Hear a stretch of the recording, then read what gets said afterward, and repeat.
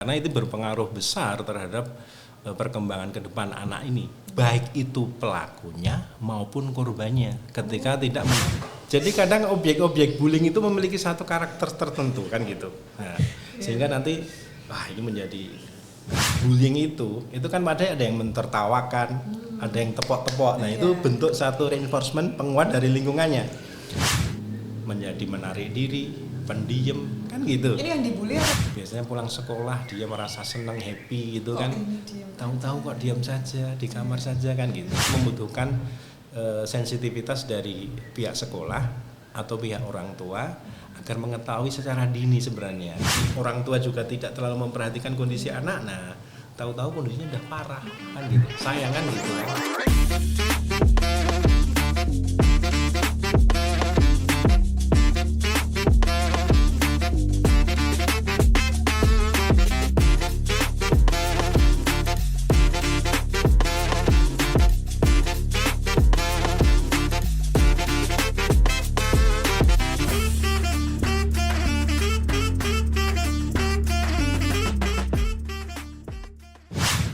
Hai, datang kembali bersama saya Dr. Gigi Hikmah di Support Sudiran Podcast. Ya, hari ini kita akan membahas tema yang sangat menarik tentang bullying. Apa itu bullying? Bullying sangat-sangat sering kita dengar ya, tentang bullying. Entah itu dari anak kecil hingga dewasa, apalagi sekarang kita udah punya yang namanya media sosial gitu. Nah, kita mau bahas tentang bullying ini. Di sini kita udah ada narasumber yang sangat-sangat profesional nih di bidangnya nih. Ada Pak Basuki, monggo silahkan Pak, perkenalan dulu Pak Basuki ini dari mana ini Pak? Oh iya, nama saya Basuki Rahmat, jadi saya psikolog yang ada di RSUD Dr. Sudiran Mangunsumarso, Kabupaten Wonogiri. Sudah sekian 14 tahun saya di sini ya. Begitulah. Iya, ternyata udah 14 tahun ya Pak ya di bagian psikologi. Baru 14 tahun. Baru 14 tahun ya Pak ya, masih muda ya Pak ya, masih SMP lah ya Pak ya. Ya, segitulah. Oke, ini Pak, ini menarik banget tema hari ini tuh bullying Pak. Nah, kemarin itu kita udah bahas di IG story, itu sudah dibahas tentang dari followers ini ya, apa aja sih yang mau ditanyain tentang bullying gitu. Nah, ternyata banyak pertanyaan yang masuk tentang bullying ini gitu. Nah, ini langsung aja Pak masuk ke bullying itu sebenarnya apa gitu Pak. Kan mungkin ada beberapa yang belum tahu, cuma sekedar denger aja bully gitu, tapi nggak tahu artinya gitu. Ya, sebenarnya saya yakin para pendengar ya, pemirsa semuanya, tentang bullying itu sebenarnya sudah cukup banyak terjadi ya di sekitar kita ya. Dan itu sudah berlangsung dari tahun ke tahun kan. Dan memang tapi ungkapan bullying ini kan baru marak ya, belum lama sebenarnya ya. Tapi sebenarnya kejadian itu sudah berlangsung lama. Saya sejak SD pun juga sudah ada kejadian-kejadian itu kan. Tapi mungkin dalam bentuk spektrum yang berbeda ya. Sekarang agak kompleks ya. Terus kemudian kejadian-kejadiannya mungkin juga relatif lebih parah kan gitu. Jadi bullying itu adalah sebuah perilaku menyakiti orang kan gitu kan. Biasanya dilakukan oleh orang atau sekelompok orang. Jadi tidak hanya individual, mungkin sekelompok orang yang mungkin dia memiliki satu kekuatan lah gitu dibandingkan dengan yang lainnya, merasa lebih kuat kan gitu. Biasanya itu berlangsung lama dari waktu ke waktu kan gitu. Nah, biasanya korban bullying ini adalah orang-orang yang memiliki satu karakteristik tertentu. Nah, karakteristik tertentu mungkin nanti bisa dibahas lebih panjang lah lebar ya berkaitan dengan itu. Dan tujuannya ya itu tadi, untuk ya menyakiti kan gitu kan, seperti itu. Dan kadang mungkin itu ya Pak ya, ingin merasa dirinya itu, yang bullying ini merasa dirinya itu lebih daripada yang dibully gitu ya Pak ya. Ya, ini ingin menunjukkan eksistensinya gitu. Lah kan gitu kan, dibandingkan dengan anak-anak itu kan gitu. Saya itu memiliki satu kekuatan, memiliki power kan gitu. Entah badannya lebih besar, entah mungkin kemampuannya merasa lebih kan gitu. Overconfident kadang seperti itu. Iya Pak, padahal itu salah juga ya, overconfidence ya. Iya, dalam konteks tertentu mungkin salah dalam konteks ini kan gitu. Dalam konteks yang lain mungkin juga nggak ada masalah kan gitu. Oke. Berarti kalau bullying ini sering ditemukan kalau sekarang nih Pak, yang zaman sekarang itu tuh lebih ke apa sih Pak? Apakah dari anak-anak atau kebanyakan dewasa gitu yang mulai melakukan ini? Ya, sebenarnya di lingkungan pendidikan dasar pun itu sudah ada pendidikan di SD, kemudian di SMP pun juga ada, kemudian di SMA kan juga ada kan. Jadi dalam strata tingkat pendidikan itu perilaku bullying pasti ada kan gitu. Di kantor pun mungkin juga ada. Aduh, kan gitu kan. ada juga ya Pak ya Iya. bullying di kantor ya Pak ya. Apalagi di lapangan badminton lebih banyak gitu ya, itu. Pak, ya. Lebih das. Kalah nih. Nah, Yuk gitu. jajak ke. Enggak ya Pak, itu bukan bullying ya kalau itu ya. Iya, gojekan aja lah Gojekan. untuk penyemangat kalau itu Iya. mungkin seperti itu. Lumayan gitu ya. Dan kalau kita lihat sebenarnya kasus-kasus di bullying kalau di media sosial kan cukup banyak ya. Kalau kita search di Google itu biasanya kasus bullying langsung muncul banyak kan gitu. Baik itu di tingkat pendidikan dasar SD kan gitu. Entah itu di sekolah umum atau sekolah agama pun juga ada kan gitu ternyata. Nah ini satu bentuk apa ya? Kekhawatiran dan keprihatinan kita kan selaku warga masyarakat, selaku di dunia pendidikan, selaku orang tua kan gitu. Karena itu berpengaruh besar terhadap perkembangan ke depan anak ini, baik itu pelakunya maupun korbannya ketika tidak mendapat tata laksana yang sesuai dengan kondisi anak masing-masing kan gitu. Karena faktor penyebab bullying itu ternyata kalau kita lihat sebenarnya tidak kompleks. Tidak sederhana tapi sangat kompleks kan gitu. Iya Pak. Gitu. Nah kalau bentuknya kalau mungkin kan di kantor ya mungkin di sekolah itu kan ada senioritas Pak. Nah itu salah satu bentuk bullying nggak sih Pak kalau senioritas itu kan sama aja kayak menindas gitu loh Pak sebenarnya. Nah kalau konteks senior dan junior itu kan senior itu kan ya tergantung kita meletakkan kata senior seperti apa. Okay. Pasti kan kita juga punya senioritas orang yang kita anggap memiliki satu kemampuan lebih, kompetensi lebih itu nggak masalah kita anggap sebagai sebuah senior kan gitu.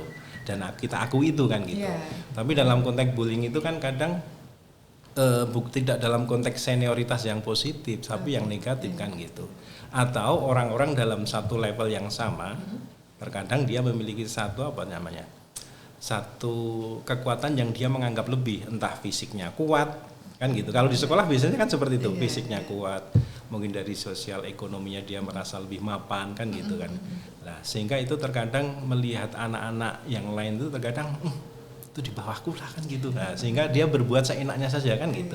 Apalagi dia didukung oleh satu komunitas yang luas kan gitu. Katakanlah dalam satu kelas sekarang kan kalau rombel siswa dalam satu kelas itu kalau di SD kan rata-rata 28. Ini siswa apa nih Pak? SD? SD lah. SD, gitu. SD ini kita SD ya. Nah, kalau nanti di SMP mungkin lebih meningkat, SMA juga lebih meningkat kan gitu. Nah, kadang kan ada peer group itu kan, yang terkadang peer group itu sebenarnya nggak ada masalah gitu, ketika memang didorong oleh satu keinginan yang baik, mungkin kesamaan apa istilahnya minat dan sebagainya.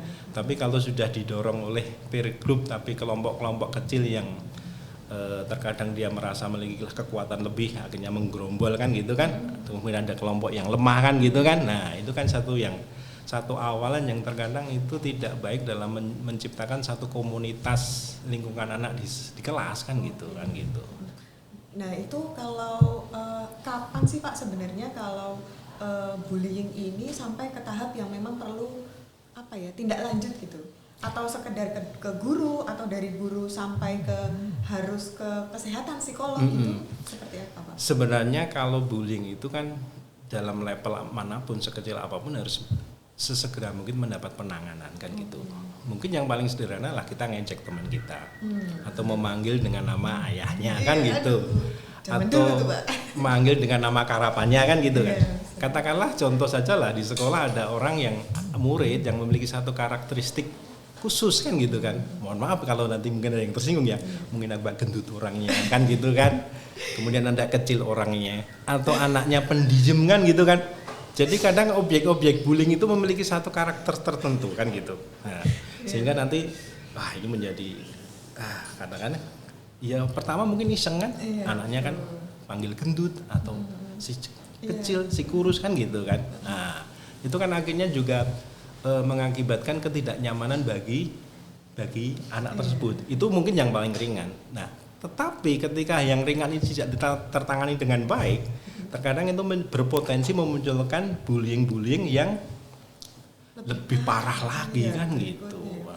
Apalagi mungkin itu baru teman satu, teman lainnya dengar kok asik nih ini dibully, ternyata dia responnya asik ikut gitu ya Pak. Makanya itu kalau dalam satu komunitas bullying itu sebenarnya kan cukup kompleks. Ada namanya bull, yaitu orang yang membullying.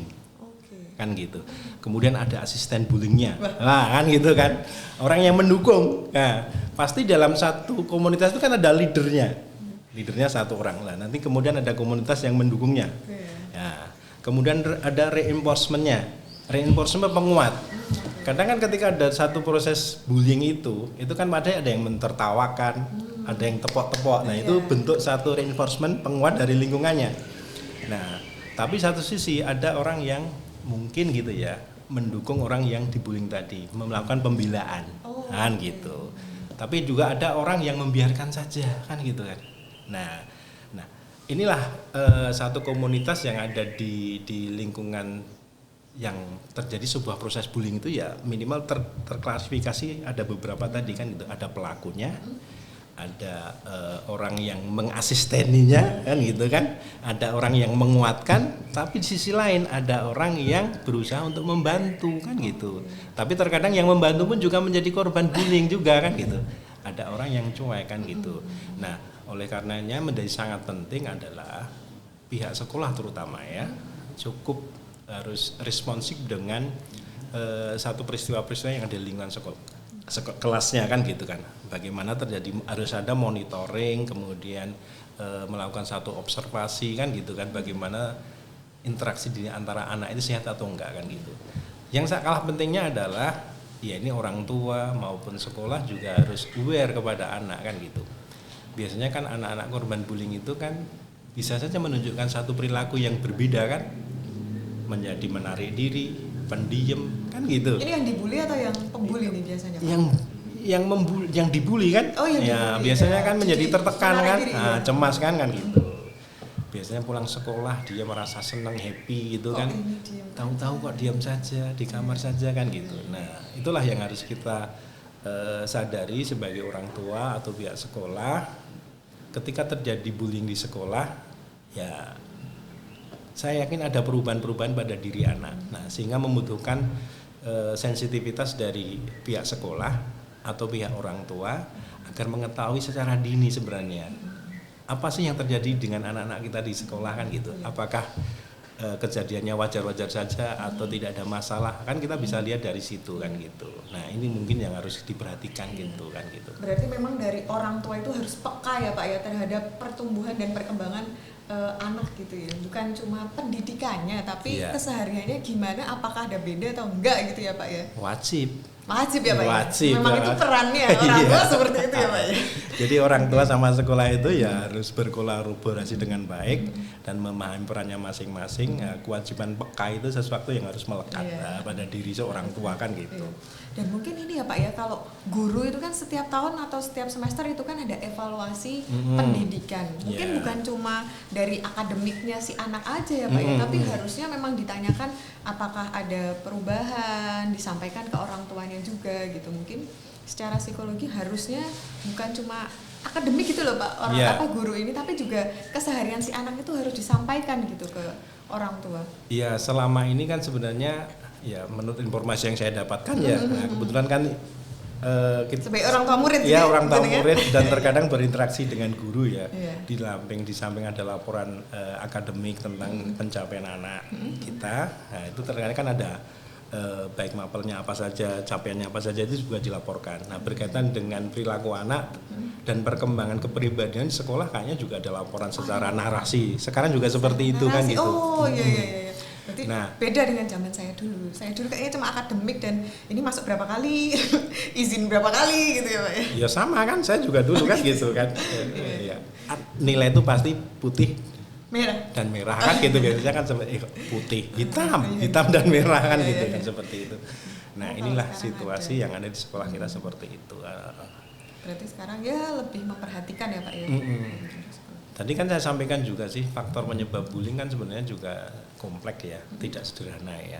Nah sebenarnya bisa saja ini berawal dari lingkungan rumah sebenarnya. Kalau kita lihat sebenarnya kan kalau anak-anak ya harapannya kan orang tua itu bisa memperlakukan anak dengan cara yang adil, wajar sesuai dengan kondisi anak kan gitu. Nah saya yakin ketika anak-anak itu mendapat pola pengasuhan yang sesuai dengan kondisi anak, kemudian berkeadilan. Kadang kan dalam satu keluarga itu kan anaknya bisa lebih dari satu kan, ada yang 2, ada yang 3 kan gitu. Nah, ketika orang tua memahami bahwa anak saya itu berbeda-beda, kemudian memperlakukan dengan cara yang adil, itu pesan itu akan diterima oleh anak, kan gitu. Nah, begitu pula itu akan tertransfer dalam diri anak bahwa oh iya ya, ternyata di sekolahku itu banyak anak-anak yang berbeda satu dengan yang lainnya kan gitu. Teman-temanku berbeda satu dengan yang lainnya lah kan gitu. Sehingga dengan adanya pemahaman tentang kondisi bahwa teman-temanku berbeda, itu akan muncul sebuah bentuk menghargai satu dengan yang lainnya, toleransi kan gitu. Nah, baik itu perbedaan non sewu dalam bentuk tubuh, kemudian kemampuan kognitifnya, kemudian perbedaan keyakinannya. Nah, itu kita ajarkan mulai dari rumah adalah toleransi dan menghargai perbedaan-perbedaan itu kan gitu. Jadi ketika orang tua itu memperlakukan anaknya itu dengan cara yang baik, kemudian saling menghargai perbedaan, tidak membanding-bandingkan, itu merupakan sebuah sebuah bekal yang memadai bagi anak untuk bisa memperlakukan teman-temannya itu dengan lebih baik. Seperti yang memang dia dapatkan. Iya, ketika orang tua mengajarkan ini, insya Allah ini akan tertransfer dalam diri anak, sehingga anak pun juga akan bisa memperlakukan teman-temannya dengan cara yang baik. Ketika dia memiliki satu kelebihan, dia juga bisa menghargai teman-temannya yang memiliki kekurangan kan gitu. Ketika ada teman yang memiliki karakteristik yang unik, dia pun juga bisa menghargai itu kan gitu. Itu mungkin awal yang harus dibangun dari sekolah, dari rumah, keluarga. Kemudian dari sekolah pun juga harus membangun sistem itu, bagaimana kolaborasi kerjasama antar murid juga harus dibangun kan gitu kan, pembagian kelompok, terus kemudian rotasi tempat duduk kan itu juga menjadi sangat penting kan gitu. Kayaknya kalau dulu kan yang paling depan yang paling tengah gitu. Sehingga nanti kan bisa si A bisa ketemu si C, si C ketemu si D ketemu F dan lain sebagainya. Jadi tempat duduk itu bisa kita rolling kan gitu, sehingga anak saling mengenal satu dengan yang lainnya, sehingga menjadi satu komunitas sosial di kelas itu yang sangat sangat kondusif, saling menghargai satu dengan yang lainnya, saling memahami satu dengan yang lainnya, seperti itu. Jadi bisa bisa menghargai semua perbedaan dan kan kenal gitu. Semuanya. Dan saling mengenal. Betul. Mengenal tidak hanya sekedar nama loh ya. Tapi kalau bisa tapahum, memahami dalam konteks karakternya seperti apa, sifatnya seperti apa. Oh iya, saya tuh dulu waktu di sebuah lembaga pendidikan itu sangat salut kepada seorang guru. Guru itu memiliki satu peta potensi anak itu tidak hanya dari sisi aspek kognitif saja. Karakternya ada, dia paham karakter anaknya seperti apa saja, tipologinya seperti apa, masing-masing punya peta potensi seperti itu kan gitu. Tadi fotografis anak itu dia paham semua kan gitu. Nah, alangkah indahnya ketika guru sekolah memfasilitasi untuk itu, untuk bisa memahami anak-anaknya kan sangat indah sekali. Dan yang tak kalah penting adalah pengawasan pihak sekolah kepada anak-anaknya kan gitu. Responsif setiap ada perubahan atau kejadian di kelas kan gitu. Nah, jangan sampai nanti, karena kasus yang ada selama yang terjadi adalah ternyata sekolah juga kurang memiliki pengawasan yang memadai terhadap kondisi yang ada di sekolah kan gitu. Kejadian-kejadian di kelas itu tidak terpantau kan gitu. Ada anak yang mengejek satu dengan yang lainnya, membuli, sampai menyakiti secara fisik. Tapi kan pihak sekolah nggak tahu kan gitu. Nah, tipologi kejadian itu biasanya kan orang yang dibully kan biasanya diancam kan. Coba aku lapor gini. Akhirnya kan takut kan gitu. Nah, sehingga ya disitulah cuek, tidak ada laporan. Di satu sisi orang tua juga tidak terlalu memperhatikan kondisi anak. Nah, tahu-tahu kondisinya udah parah kan gitu. Sayang kan gitu kan. Pelaku juga nanti semakin tidak mendapatkan penanganan yang memadai, juga akan berakibat buruk ke depannya. Baik begitu pula dengan korban kan gitu. Nah, jadi ini mungkin yang harus kita lihat secara komprehensif, bagaimana faktor penyebabnya apa, kemudian cara pencegahan seperti apa, itu harus kita ketahui dengan pasti kan gitu. Dan kalau memang sudah terjadi harus ngapain gitu kan, berarti udah tahapan ke petugas yang lebih berwenang ya Pak ya. Butuh ini gitu. Ya, jadi kalau sudah terjadi harus seperti apa toh kan gitu. Nah, saya meyakini bahwa dalam sebuah lembaga pendidikan ada sistem.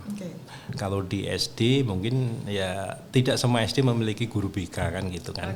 Kalau di sekolah-sekolah mungkin yang relatif lebih maju di SD pun sudah ada guru BK. Kalau di SMP SMA kan sudah ada. Nah, saya yakin mekanisme ini sudah dibangun dalam rangka untuk ya menyelesaikan permasalahan-permasalahan yang ada di anak kan gitu kan. Apalagi di kasus bullying ini kan gitu. Nah, dampaknya ini kalau tidak tertangani dengan baik juga sebenarnya cukup serius sebenarnya kan gitu. Nah, bagi pelaku seperti apa ketika tidak tertangani, dia akan tumbuh menjadi orang-orang yang arogan kan kadang. Sampai dewasanya. Sampai dewasa seperti itu. Kemudian ya arogan, kemudian seenaknya sendiri, menang sendiri kan gitu kan. Nah, bagi korban bullying ini ya lebih parah lagi nanti ke depannya. Mungkin dari sisi aspek saat ini mungkin prestasi akademiknya juga akan mengalami penurunan. Potensi yang dia miliki juga tidak akan bisa berkembang dengan baik. Karena kan dia hidup dalam under pressure, tertekan, cemas kan gitu. Orang cemas itu kan juga apa istilahnya? Tidak bisa menikmati hidup, Pak. Tidak bisa menikmati proses pendidikan yang dia ikuti di sekolah kan gitu. Mau tanya ke gurunya karena nggak paham, akhirnya juga takut kan gitu. Nah, dia punya potensi yang besar tapi tidak akan pernah muncul kan gitu. Nah, yang saya khawatirkan gini kadang titenono somben yen aku punya kemauan, punya kemampuan akan saya balas nanti kan gitu.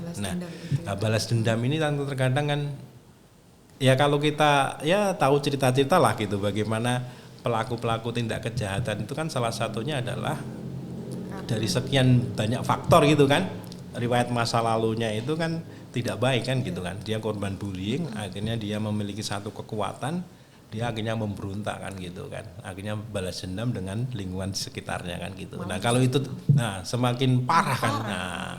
Jadi dampak jangka pendek juga harus kita antisipasi, kemudian dampak jangka panjangnya kan juga sangat ngeri juga ternyata kan gitu kalau tidak tertangani dengan baik, sehingga ini butuh keseriusan dari semua pihak yang terlibat terkait. Yang pertama mungkin berkaitan dengan keluarga, kemudian dengan pihak sekolah, kemudian dengan komunitas anak juga harus dibangun di situ kan gitu kan. Nah, ketika ini tertangani dengan baik secara komprehensif, saya rasa minimal perilaku ini sedikit demi sedikit bisa kita kurangi lah bullying ini kan. Nah, sehingga nanti dikurangi, tertangani dengan baik sehingga baik itu korban maupun pelaku ketika mendapat tata laksana yang baik, insya Allah nanti kan juga akan menjadi lebih baik. Tetapi nanti kalau memang dampaknya parah dan sebagainya, butuh intervensi dari tenaga profesional ya nggak ada masalah kan gitu. Katakanlah sekolah, ternyata ini dampaknya kan cukup signifikan, cukup besar, baik itu pelaku maupun korban, ya butuh penanganan yang memadai, katakanlah dari tenaga psikolog ataupun dari dokter jiwa atau yang lainnya, ya saya rasa nggak ada masalah kan gitu. Ya, kalau kasus terparah nih Pak yang pernah dikonsulkan nih ke poliklinik jiwa mungkin atau ke Pak Basuki ini yang di Wonogiri ini yang apa Pak yang pernah Pak? Ya. Sampai ke tahap mana gitu? Mungkin depresi, menarik diri, nggak mau sekolah atau seperti apa gitu Pak? Nah kasus yang sebenarnya tidak ada di Wonogiri ya, banyak kejadian-kejadian baik itu yang datang ke saya langsung atau dari literatur yang kita baca itu ya bullying yang dilakukan secara rame-rame kepada satu korban bullying itu seorang individu anak kan gitu kan, ya mendapat perlakuan yang sangat tidak mengenakan kan gitu, bahasa kasarannya itu ya diperlakukan tidak senonoh lah kan gitu, padahal itu anak tingkat SD ya, pendidikan dasar ya, sudah melakukan perilaku bullying yang tidak hanya sekedar memanggil nama karapannya atau nama bapaknya atau gitu, tapi sudah sampai kepada perlakuan fisik yang sudah sangat berlebihan bagi kita kan gitu. Dan mungkin itu salah satu dampak dari media sosial mungkin ya Pak ya, kan dia biasa mungkin anak sekarang udah lihat-lihat di ini gitu. Iya, sekarang itu kan media sosial gitu. Media sosial menjadi inspirasi ya. Inspirasi untuk berbuat baik, inspirasi untuk berbuat kejahatan kan gitu kan. Dua mata pisau yang saling bertolak belakang tapi sama-sama menginspirasi kan gitu. Nah, jadi inilah kehati-hatian kita yang harus kita jaga, bagaimana interaksi anak-anak kita itu dengan dunia sosial menjadi sangat penting kan gitu. Begitu pula dengan kasus bullying ini kan gitu. Sebenarnya kalau kita bicara tentang media sosial ini tidak hanya kasus bullying, kasus-kasus yang lain, kasus kekerasan seksual dan sebagainya itu ternyata juga sangat meningkat drastis ya. Karena memang dampak media sosial ini. Kasus bullying pun juga seperti itu kan gitu. Nah, ini keprihatinan kita lah kan gitu.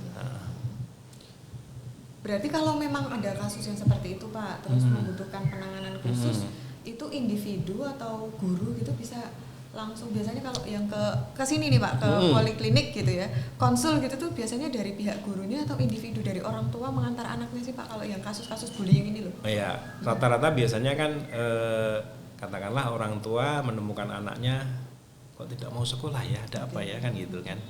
Biasanya kan anaknya sambat, mengeluh, entah pusing, sakit kepala atau apalah kan gitu. Tapi ketika sudah sampai ke dokter anak, biasanya pemeriksaan pertama kan ke dokter anak dulu kan gitu. Nah kemudian dirujuk ke psikolog, baru kita melakukan satu pemeriksaan lebih mendalam itu, ternyata baru muncul, oh ternyata permasalahannya ini toh, bullying di lingkungan sekolah kan gitu. Nah biasanya nanti kita memberi rekomendasi kepada wali murid kepada orang tua tersebut untuk melibatkan guru dalam hari ini kan gitu, melibatkan sekolah, karena penanganan bullying ini kan tidak hanya satu pihak saja, dari pihak si anak menjadi korban, tapi juga harus melibatkan pihak sekolah. Dan begitu pula kita juga harus pihak sekolah juga harus melibatkan seluruh siswa yang ada di pihak sekolah itu kan gitu.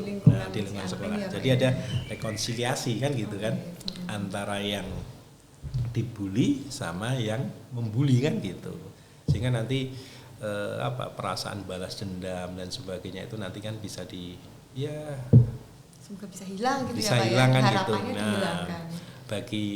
Nah muncul satu sikap yang baik lah, ada sifat memaafkan bagi korban bully kan gitu kan. Bagi pelaku pun juga menyadari bahwa perilakunya itu tidak sesuai kan gitu. Tadi kan saya sampaikan, menjadi sangat penting adalah anak-anak di lingkungan sekolah itu juga harus memahami bagaimana orang itu berbeda satu dengan yang lainnya. Perbedaan ini, pemahaman perbedaan, kemudian bagaimana kita bersikap dengan perbedaan-perbedaan itu. Nah, terus kemudian mengembangkan sikap menghormati, saling toleransi satu dengan yang lain itu menjadi sangat penting sebagai basic awal untuk menghindarkan bullying di lingkungan sekolah kan gitu. Saya yakin ketika anak-anak sudah memahami arti sebuah toleransi, arti sebuah menghormati kan gitu, perbedaan itu, saya rasa itu menjadi langkah awal yang sudah cukup memadai lah bagi anak-anak untuk terhindar dari perilaku bullying itu. Di samping ya paparan sosial media juga harus kita kendalikan di situ itu. Berarti memang perlu dari sejak dini gitu ya Pak ya, itu ya Pak, penanaman cara menghargai, toleransi gitu ya, dari keluarga, kemudian dari pendidikan dini gitu ya. Jadi peran guru-guru ini terutama dari sekolah dasar ini udah sangat penting gitu ya. Iya, sebenarnya tidak hanya sekolah dasar, dari playgroup, PAUD gitu dari kan. PAUD ya. Sekarang Iya, playgroup aja iya. anak-anak ini aja udah sampai ke playgroup ya Pak ya. Ya dari sejak kecil harus dipahamkan bahwa di lingkungan sekitarnya itu ada orang lain kan gitu. Nah, ketika kita sudah tahu bahwa sejak kecil kan kita sudah, katakanlah sejak bayi ya, orang disentuh kan gitu. Sentuhan fisik itu kan sebagai bentuk awal bagaimana seorang bayi berinteraksi dengan lingkungan di luar dirinya kan gitu kan. Nah, ketika nanti anak PAUD pun juga seperti itu. Oh, ternyata di lingkungan sekitar saya juga ada orang lain. Nah, kemudian tahapan berikutnya, orang lain ternyata berbeda-beda ya kan gitu kan. Nah, kemudian nanti berkembang lagi, berbeda-beda seperti ini, tidak hanya berbeda fisiknya, tapi berbeda latar belakangnya, berbeda kemampuannya kan gitu. Nah, sehingga nanti itu berkembang lagi, bagaimana ketika ada perbedaan itu, nah ada sikap menghormati kan gitu kan, sikap toleransi kan gitu. Jadi ada perkembangan bagaimana cara mengedukasi anak-anak kita akan sebuah realitas sosial yang ada di sekitarnya kan gitu. Berarti memang siklusnya ya Pak yang harus diikuti dan memang dari usia yang sangat dari bayi bahkan ya Pak ya. Oke, itu tadi bahasan kita tentang bullying ya Pak ya. Nah, ini ada beberapa pertanyaan nih Pak dari sahabat Sudirman. Ada loh. Sudiran. Sudiran. Maaf ya, Sudiran. Sudirman Pak Sudirman ya Pak ya. Iya. Nih ada beberapa pertanyaan dari sahabat Sudiran. Ini Pak, apa aja sih pertanyaannya? Ini udah kita masuk dari pertanyaan di IG kemarin. Yang pertama ada, apa yang harus dilakukan bila anak menjadi korban bullying? Gitu, Pak. Nah, yang pertama adalah anak korban bullying itu harus kita pahami. Kondisinya kadang kan tertekan, cemas. Ya, kita hadir di situ kan gitu. Hadir di situ untuk bisa memberikan satu kehangatan kan gitu kan. Oh ya, ternyata di sekitarku masih ada orang yang memperhatikan, orang mendukung kan gitu. Nah, akhirnya muncul sifat ketenangan di situ. Nah, setelah kita bisa memberikan rasa tenang, rasa tentram pada diri anak, baru kita melakukan assessment lebih lanjut kan gitu. Dampaknya yang dirasakan oleh anak seperti apa saja tuh kan gitu. Nah, karena intervensi yang kita lakukan itu harus disesuaikan dengan dampaknya kan gitu. Nah, katakanlah oh ternyata ini hanya sekedar cemas saja atau tidak mau sekolah atau apalagi lah kan gitu. Nah, harus kita sesuaikan kan gitu. Nah, kalau memang dampaknya cukup parah ya bagaimana nanti mendapat tata laksana yang lebih kompleks tentunya kan gitu. Apakah cukup di tingkat sekolah saja penyelesaiannya kan gitu. Nah, jadi intinya harus kita lakukan, kita hadir dulu untuk memberi kehangatan dulu, memberikan pembelaan dulu kan gitu. Setelah itu nanti assessment, baru nanti intervensinya kan gitu. Gitu. Sesuai hasil dari asesmen tadi. Intinya si anak ini harus punya dukungan, iya, punya yang support dulu kan gitu dari lingkungan sekitar. Dan tentunya kan kita juga harus apa istilahnya ya, bullyingnya dari mana juga harus kita lihat dulu, dari temannya bentuknya seperti apa kan gitu kan. Nah, sehingga nanti itu menjadi langkah awal dulu lah gitu. Sebelum nanti bisa kita tentukan langkah-langkah berikutnya, sehingga nanti faktor penyebabnya apa kan gitu kan. Sehingga itu yang harus dihilangkan gitu. Intinya faktor penyebabnya apa, lah baru nanti kita tahu intervensinya kan gitu. Tapi yang pertama tadi itu memberikan kehangatan dan dukungan dulu. Jangan merasa sendiri kan gitu. Gitu. Memberi dukungan berarti ini ya dari orang tua, terus keluarga besar mungkin ya, dari sekolah juga, dari semua pihak, dan juga dari teman-teman yang mungkin ya Pak ya. Penting itu. Gitu. Oke, ini pertanyaan pertama. Kita lanjut ke pertanyaan kedua. Nah ini Pak dari Olivia Mike. Bagaimana metode yang efektif untuk menjelaskan kepada anak bahwa bullying itu tidak baik dan merugikan untuk semua? Wah, metode apa nih Pak? Ceramah mungkin ya? Metode apa mungkin? Iya, intinya anak itu harus dipahamkan dulu. Paham. Jadi orang itu kan harus paham dulu kan gitu. Tadi kan saya sampaikan kan, awalnya adalah tadi mulai dari pendidikan dini tadi harus seperti apa kan gitu. Pertama pengenalan bahwa manusia itu berbeda-beda satu dengan yang lainnya. Di luar dirinya ada orang lain kan gitu. Nah, terus kemudian bentuk penghargaan dan toleransi. Toh ketika tetap terjadi bullying kan gitu kan, kita juga bisa sampaikan kepada anak-anak kita kan gitu. Intinya kan ketika menghormati itu kan otomatis tidak ada perilaku yang menyakiti kan gitu kan. Nah, kita terangkan kira-kira apa saja sih hal-hal yang bisa menyakiti perasaan teman kita atau menyakiti fisiknya teman kita kan gitu kan. Nah, dampaknya kita terangkan kepada anak-anak kita. Dan kita harus berkusnudan punya prasangka baik kepada anak-anak kita bahwa anak-anak kita itu insya Allah bisa memberikan mengerti apa yang kita sampaikan kan gitu. Kemudian nanti kita simulasikan, bagaimana anak-anak memahami atau enggak kan gitu kan. Karena dampak-dampak bullying itu juga harus kita sampaikan kepada anak-anak kita. Sampai mulai dari nanti munculnya teman kita nanti yang menjadi korban bullying akan tumbuh menjadi anak yang minder, anak yang penakut. Nah, coba bayangkan nanti ketika kamu dibully yang lainnya, teman lain, apa yang akan kamu rasakan. Nah, jadi wujud empati itu juga harus kita sampaikan kepada anak-anak kita bahwa dibullying itu tidak enak lah kan gitu kan gitu. Nah, itu mungkin menjadi langkah awal ya. Untuk menjelaskan kepada anak itu tadi ya Pak, tergantung tumbuh kembangnya sampai kemana. Ya, efektif itu tadi pemahaman yang harus dipastikan anak-anak paham benar kan gitu kan. Sehingga itu menjadi langkah awal kan gitu. Kalau anak paham itu kan kita enak. Nah, kan gitu. Nah, itu harus berangsur-angsur harus kita terangkan kan gitu. Harus kita ingatkan terus seperti itu. Oke, ini untuk metodenya.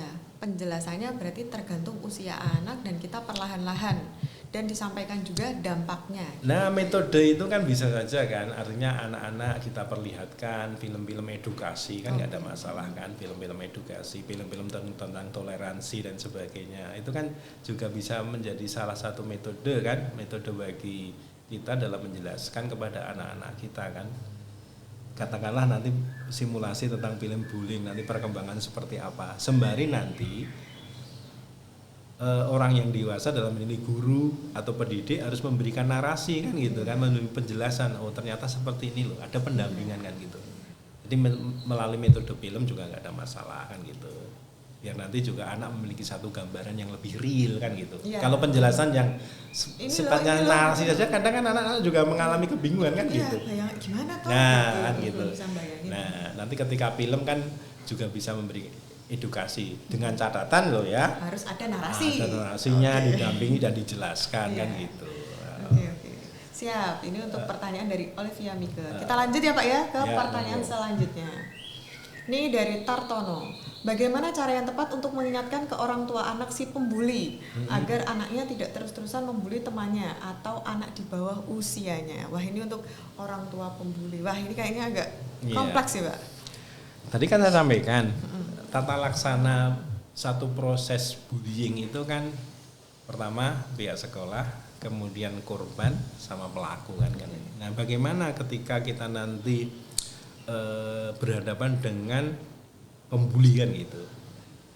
Yang harus kita lakukan adalah kita juga, karena pelaku itu kan bisa kadang menjadi korban juga kan, dalam konteks bahwa kedepannya ketika tidak tertangani dengan baik dia akan menjadi pelaku bullying yang lebih ekstrim lagi kan gitu.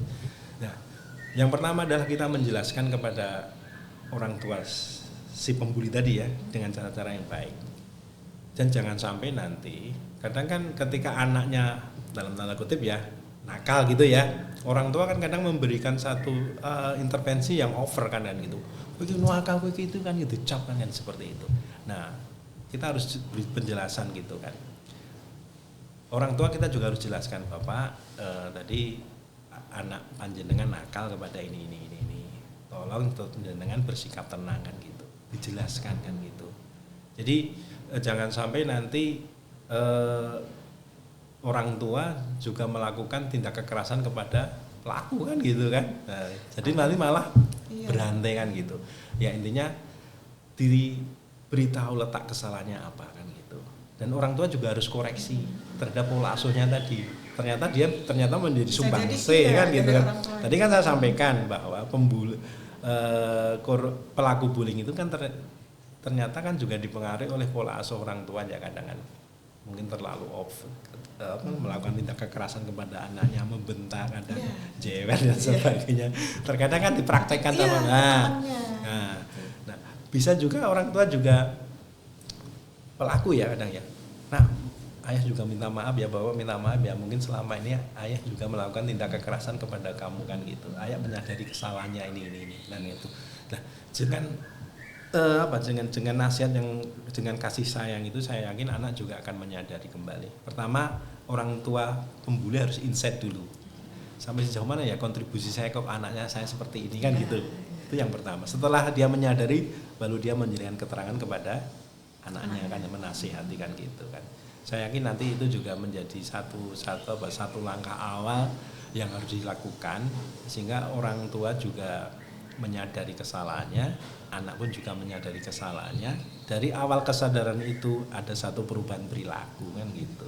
Harapannya ya Pak ya, dan berhenti bullyingnya itu kan gitu. Pokoknya berarti orang tua itu harus tetap merangkul walaupun anaknya itu pembuli. Iya. Karena kadang juga kurang kasih sayang juga kan mereka, sebagai bentuk apa? Cari perhatian juga kan bisa saja kan gitu. Begitu saya rasa. Iya. Oke, ini pertanyaan selanjutnya, apakah masih ada Mas? Sudah? Oke, ternyata 3 aja nih Pak pertanyaannya. Saya rasa ini untuk materi bullying ini sudah kita sampaikan dengan banyak ya Pak ya, udah dibahas banyak sekali.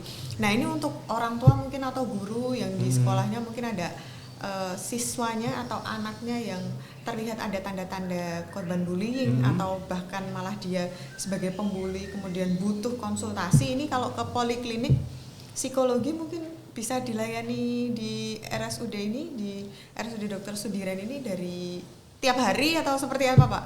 Ya, jam prakteknya Pak? Oh gitu. Jadi prinsipnya sebenarnya layanan di polipsikologi itu seminggu full dalam hari dan jam kerja. Oh, jam kerja ya Pak ya. Jadi kalau Senin itu sampai jam 2, kalau Jumat itu sampai jam 11, kalau Sabtu sampai setengah 1. Nah, gitu. Itu berarti tetap untuk alurnya bisa daftar dulu terus tujuannya ke polipsikologi gitu ya Pak ya? Polipsikologi bisa. Atau nanti kita juga bisa hadir ke sekolah-sekolah untuk memberikan edukasi kan gitu kan. Kalau ada permintaan dari luar kan gitu kan.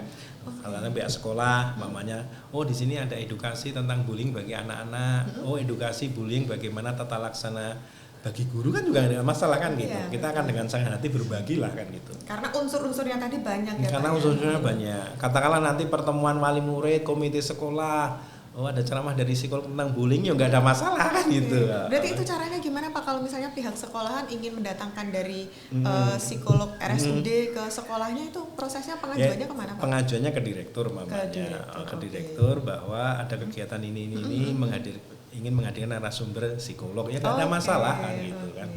Dan itu mungkin bukan cuma dari pihak sekolah ya Pak, kalau ada instansi mungkin yang manggil gitu bisa juga Pak? Bisa saja. Kemarin ada sebenarnya dari Dinas Pengendalian Penduduk itu kita juga dilibatkan dalam rangka untuk tata laksana tentang kasus bullying, ya kan gitu. Oh, bisa juga ya Pak ya. Jadi bukan cuma hadir di sini tapi juga bisa memanggil untuk ke instansi-instansi yang memang membutuhkan. Iya, nggak masalah ya, gitu. Oke, berarti bagi sekolahan mungkin ya dari Bapak Ibu guru yang memang membutuhkan narasumber untuk menyampaikan kasus-kasus penanganan bullying ya ataupun pengenalan bullying kepada putra-putrinya atau hal-hal yang lain juga nggak ada masalah. Atau hal-hal yang lain yang berkaitan dengan tentang psikologis itu nggak apa-apa kan hal-hal gitu. Psikologi bisa nanti bisa mengajukan ke Direktur RSUD Dr. Sudiran, nanti akan dijawab dari sini dan bisa menghadirkan narasumber dari pihak psikolog ya Pak ya, psikolog RSUD Dr. Sudiran Mangun. Nah, psikolognya kan kita sudah 3 orang. Iya, ada banyak. Jadi monggo gitu ya, bisa dipanggil kita untuk memberikan materi. Iya, betul. Untuk transfer ilmu ya Pak ya, bukan gitu. Cuma di sini datang ke sini secara individu tapi bisa ke sana untuk langsung ke semuanya. Gitu nggih Pak gitu. Oke. Saya kira untuk materi bullying hari ini sudah sangat dibahas banyak ya Pak ya. Semoga dapat bermanfaat bagi sahabat Sudiran, dan nanti untuk selanjutnya mungkin akan ada podcast-podcast selanjutnya yang kita bahas mengenai psikolog gitu ya Pak ya, psikologi gitu ya, karena asik sekali berhubungan dengan materi yang memang keseharian ada gitu ya Pak ya. Gitu, saya kira cukup. Semoga bermanfaat buat sahabat Sudiran semuanya. Sampai bertemu di podcast selanjutnya. Sampai jumpa lagi.